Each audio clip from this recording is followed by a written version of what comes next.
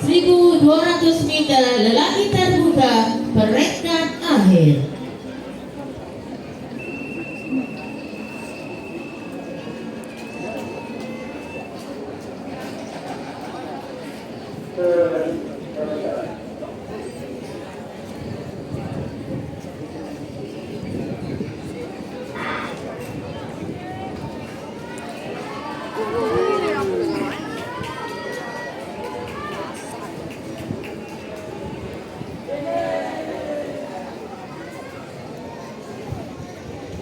Tuan-tuan dan puan-puan, sidang ada yang dirahmati sekalian, diperkenalkan peserta-peserta yang menyumbangkan acara 1.200 meter lelaki terbuka akhir K407 Ahmad Nusair Adha Mahathir dari Hulu Langat, K405 Adam Daris Mama Aziz juga dari Hulu Langat, G405 Abdul Hakim Hilman Abdul Azim dari Betaling Utama, J408 Izilman Ezi Huzaini dari Sepang, I407 Muhammad Al-Fatih Azman dari Kuala Selangor, C404 Hensen Chua dari Kelang, C407 Tishan Nagaro juga dari Kelang, F413 Kamu dah, ikut dah, ikut. Ikut dah.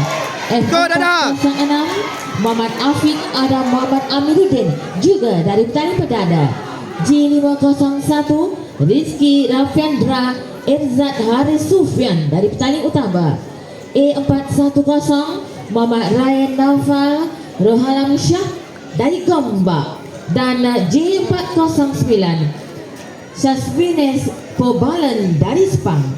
Untuk makluman semua, rekod bagi acara ini dipegang oleh Amir Firas Isaac Zuhair Amir Fahmi dari Gombak, 3 minit 43.09 saat yang dicipta pada tahun 2024. Warga kejohanan sekalian, sama-sama kita alihkan seketika tumpuan ke arena lompat tinggi, kerana pada ketika ini bagi acara 303 lompat tinggi perempuan 4 peringkat akhir, peserta bernombor K431 Putri Bella Nur Camelia binti Muhammad Zaharuddin dari daerah Hulu Langat sedang dalam percubaan untuk mencatatkan rekod baru kejohanan pada ketinggian 1.50 meter. Sama-sama kita berikan sokongan.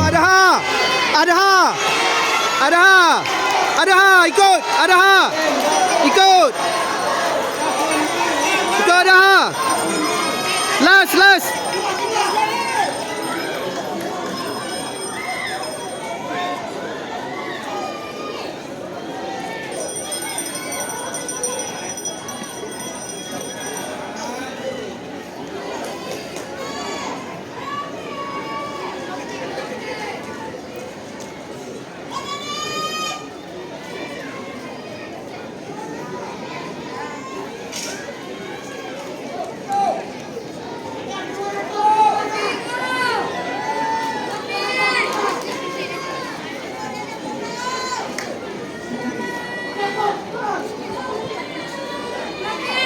Gua dah.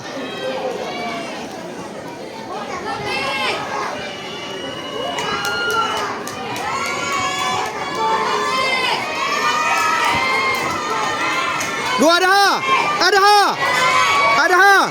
Ada. Pecut. Ada pecut dah. Ada pecut. Ada. Pecut. Ada. Pecut dah.